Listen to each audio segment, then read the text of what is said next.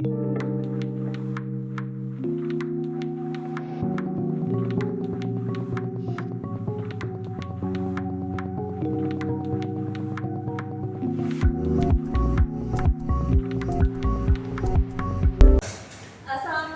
warahmatullahi wabarakatuh. Waalaikumsalam warahmatullahi wabarakatuh.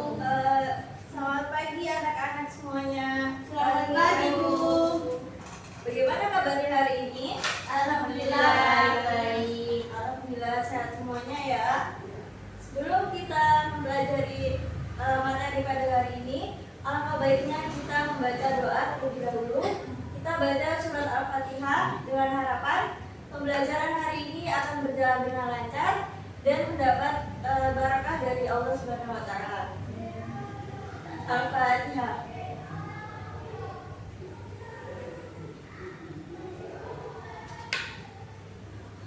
Baik, sebelum itu Ibu akan mengabsen kehadiran kalian terlebih dahulu. Nuridayati Nafiah, Biro. oke, hadir. Urfiana Aulia Putri, Hadir. Firda Novela Safitri, hadir. Alfani Paling Kulhab, Hadir. alhamdulillah hadir semuanya ya. Oke. Baik, apakah ada yang sudah belajar tadi malam? Sudah, Bu. Bagus, berarti semuanya sudah siap ya untuk mengikuti materi Ibu pada hari ini. Sebelum kita mulai pelajaran pada hari ini, Ibu mau bertanya terlebih dahulu. Ada yang ingat?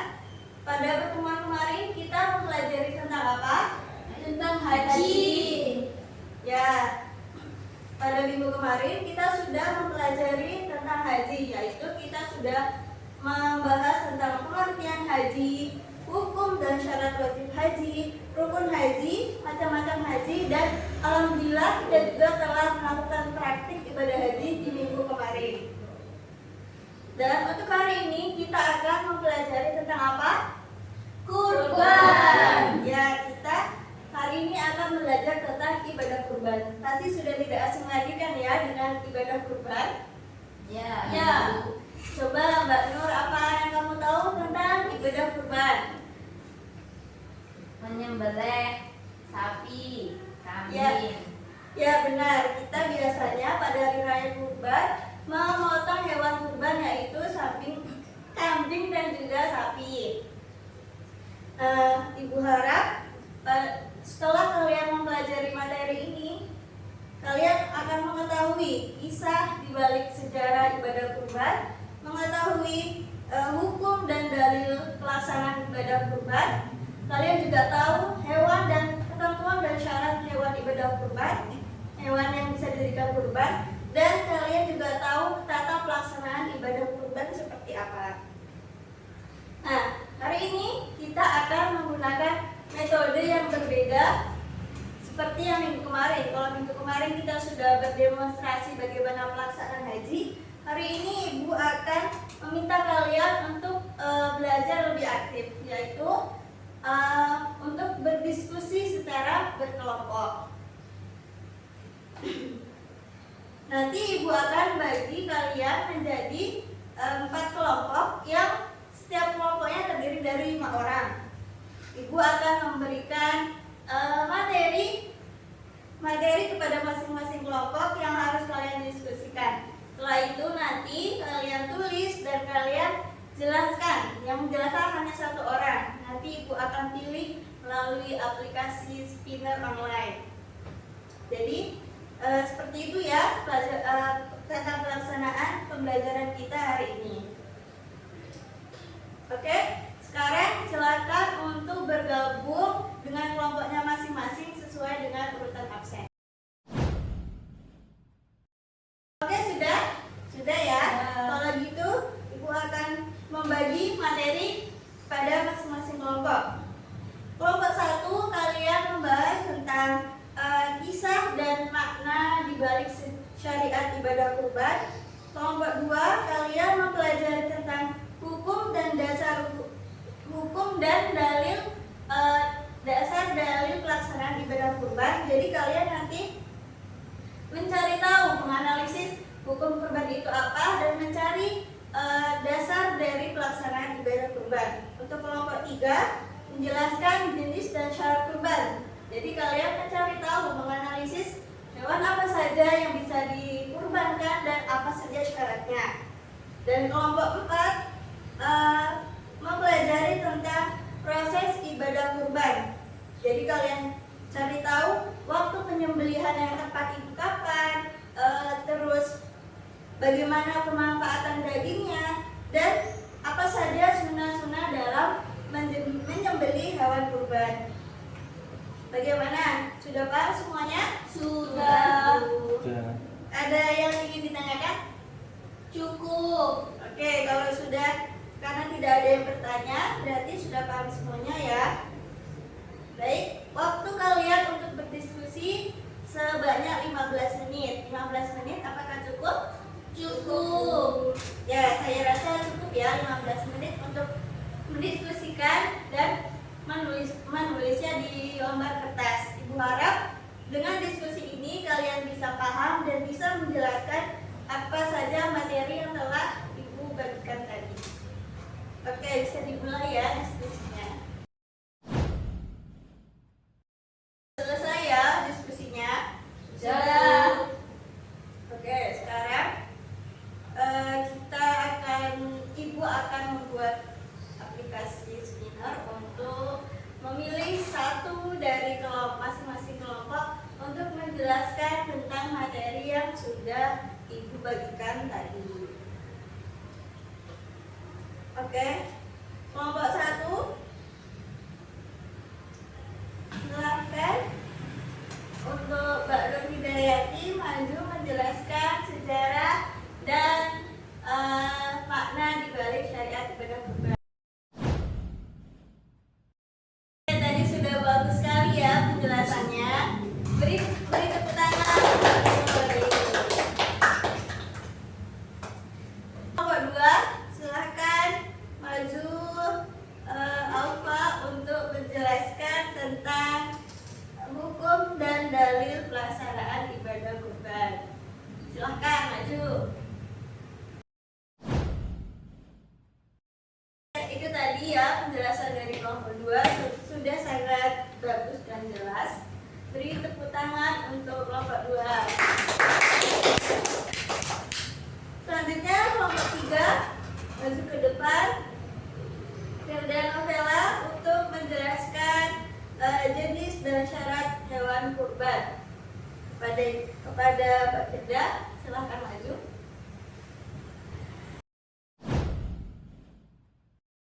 Oke, itu tadi penjelasan tentang hewan-hewan yang bisa dijadikan ibadah kurban. Sudah sangat jelas. Beri tepuk tangan untuk kelompok 3. Dan yang terakhir kelompok 4, Mbak Vina silahkan maju untuk menjelaskan proses pelaksanaan ibadah kurban di depan teman-teman.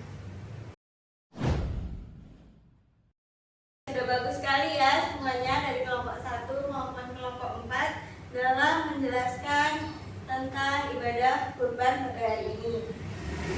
Beri tepuk tangan untuk kita semua. Bagaimana? Dari penjelasan setiap kelompok, apakah ada yang ingin ditanyakan? Cukup. Berarti sudah paham semuanya ya? Sudah. Oke, karena semuanya sudah paham, mari kita membuat kesimpulan bersama-sama tentang materi kita pada hari ini, yaitu ibadah kurban. Tolong didengarkan ya semuanya, jangan rame sendiri di belakang. Ya Bu. Yang pertama, kita sudah mendiskusikan tadi tentang pengertian kurban. Jadi, secara bahasa, kurban itu berarti dekat. Sedangkan secara istilah, kurban berarti menyembelih hewan yang telah memenuhi syarat di waktu tertentu dengan niat ibadah untuk mendekatkan diri kepada Allah. Jadi kurban ini kita pasti akan menyembelih hewan. Hewannya apa? Tidak sembarangan. Ada hewan-hewan tertentu yang hanya terdapat hewan-hewan tertentu yang bisa dijadikan hewan kurban, yaitu sapi, kambing, unta, kerbau ataupun domba. Nah, kurban ini dilakukan dengan niat ibadah untuk mendekatkan diri kepada Allah. Jadi dalam berkurban kita itu meniatkan agar kurban kita ini untuk membuat kita semakin dekat kepada Allah. Selanjutnya, sejarah syariat ibadah kurban. Tadi kan sudah didiskusikan oleh kelompok 2. Kurban ini diambil dari kisahnya siapa? Nabi Ibrahim Dan Nabi Ismail. Ya, jadi akar sejarah pelaksanaan ibadah kurban ini merupakan kisah dari Nabi Ibrahim dan juga putranya, yaitu Nabi Ismail. Pada suatu malam, Nabi Ibrahim ini tertidur, dan dalam tidurnya ia bermimpi diperintahkan oleh Allah untuk menyembelih putranya sendiri.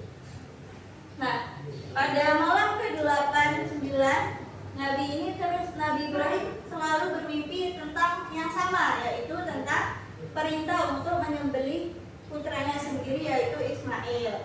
Namun beliau ini, Nabi Ibrahim ini masih ragu dan menganggap ini tuh hanya mimpi biasa. Tapi karena mimpi ini terus berulang sebanyak 3 kali, maka Nabi Ibrahim pun akhirnya menyadari bahwa mimpi ini bukan hanya sekedar mimpi, tapi sebuah perintah dari Allah. Makanya pada tanggal 10 Zulhijjah, Nabi Ibrahim baru mulai melaksanakan perintah Allah untuk menyembelih putranya. Dan ajaibnya, ketika Nabi Ismail mau disembelih, Nabi Ismail berubah menjadi seekor domba.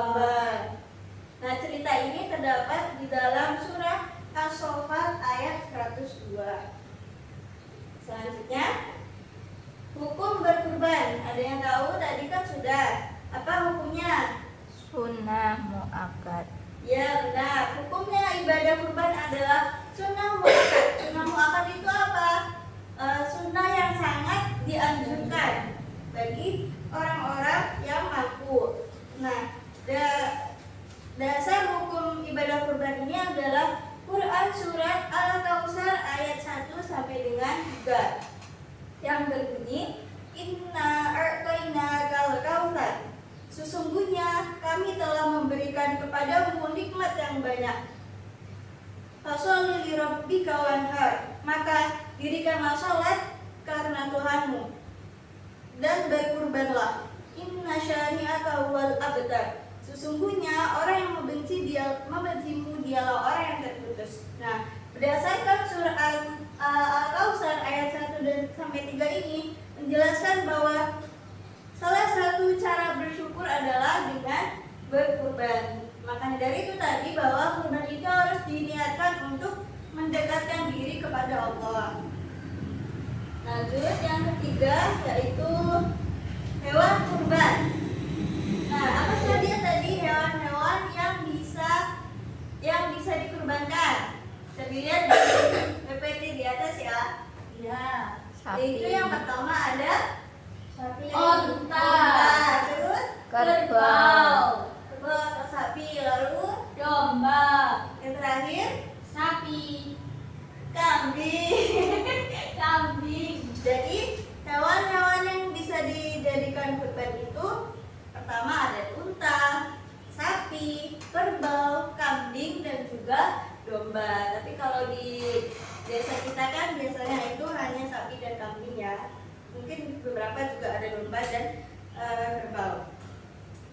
Terus, nah hewan, apakah hanya cukup hewan ini saja?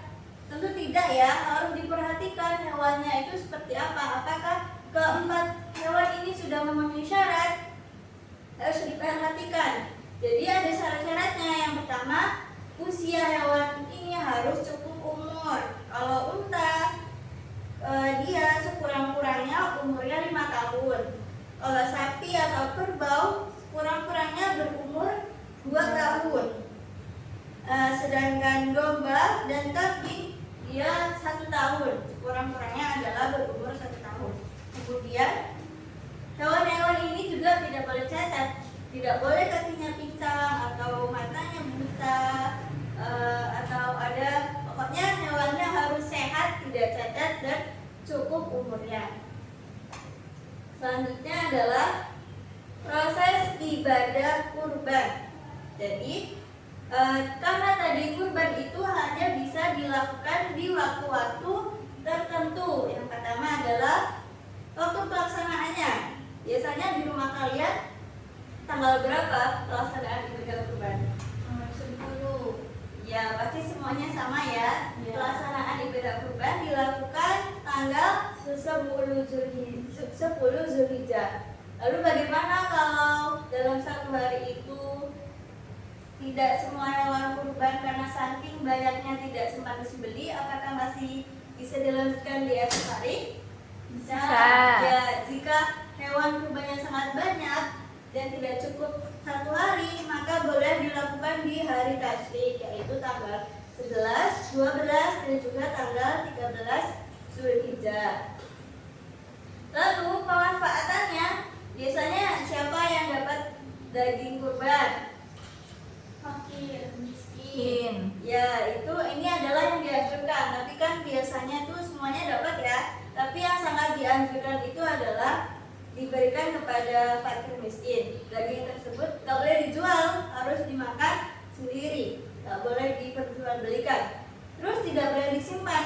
Maksudnya ini boleh disimpan, tetapi tidak boleh semuanya. Misal hanya dari 1 kilo misalnya, hanya boleh disimpan 1 on, tidak boleh sampai setengahnya ya. Hanya sedikit saja yang boleh disimpan. Terus, nah apa saja sih sunat-sunat dalam melaksanakan ibadah kurban? Yang pertama adalah ketika menyembelih disunahkan untuk membaca bismillah terlebih dahulu, membaca sholawat, menghadapkan hewan tersebut ke kiblat, dan juga membaca takbir dan doa. Lalu disunahkan juga untuk orang yang berkurban menyembelih hewannya sendiri. Lalu bagaimana kalau orang yang berkurban tidak bisa menyembelih hewan? Nah, kalau tidak bisa menyembelih hewan sendiri, maka ia cukup datang untuk melihat proses penyembelihan hewannya. Oke, itu tadi adalah kesimpulan pelajaran kita pada hari ini. Bagaimana? Apakah ada yang ingin ditanyakan? Cukup. Tidak, Bu, sudah. Jadi itu adalah tadi materi Ibu pada hari ini. Nah, Ibu punya kuis untuk kalian ya. Siapa yang bisa menjawab akan mendapat sesuatu nanti dari Ibu. Kuis yang pertama, apakah ada yang bisa memberikan pengertian ibadah kurban?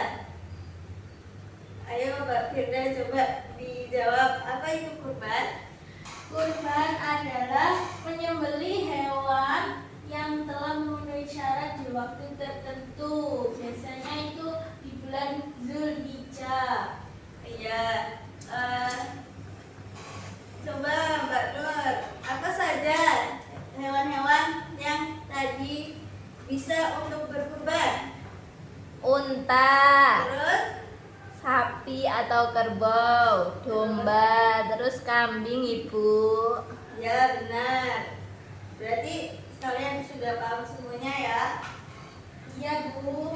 Alhamdulillah, kalau semuanya sudah paham, Ibu rasa sudah cukup ya pembelajaran kita pada hari ini.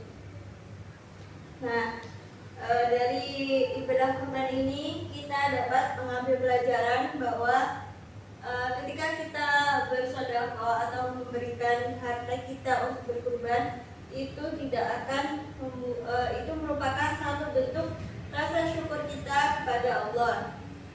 Maka Ibu harap dengan pembelajaran hari ini kalian memiliki rasa untuk berkurban di tahun depan. Kalau tidak bisa berkurban ya setidaknya kalian punya rasa untuk saling berbagi kepada orang lain.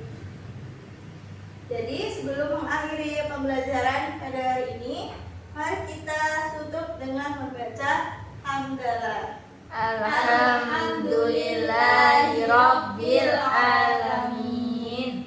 Oh iya, itu lupa. Nanti Ibu akan kasih pertanyaan untuk dikerjakan di rumah ya.